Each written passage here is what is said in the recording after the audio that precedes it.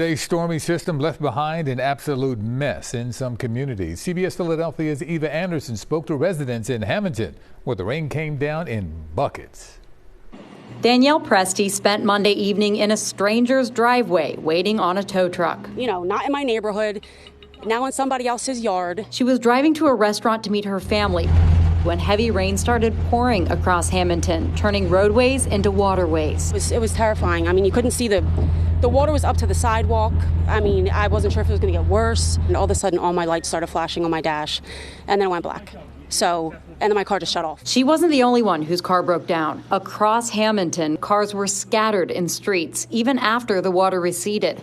Javier Alfaro was trying to get home to Trenton after a long day of construction work. Water started coming up, and then we tried to get into a driveway. We couldn't, so we went into the curb, and then we just got stuck in here.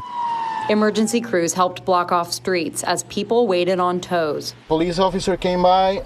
He said a towing truck is going to be here soon. And it wasn't just the streets that were flooded. Neighbors tell me the water came all across their lawns, even getting as high as the second step. And it went all into the flower beds down there, into these flower beds. You can see the line right across there. The water left behind a layer of mud and debris in the flower beds at Nancy Florzinski's home. She says it has flooded here before, but never this badly. The water has come up on the grass, but never to the steps. It's never come this is the furthest in 21 years that we've been here that I've seen this. By late evening, the water had mostly receded, but for many in Hammonton stuck with broken cars and muddy yards, the headache won't disappear as quickly as the storm did.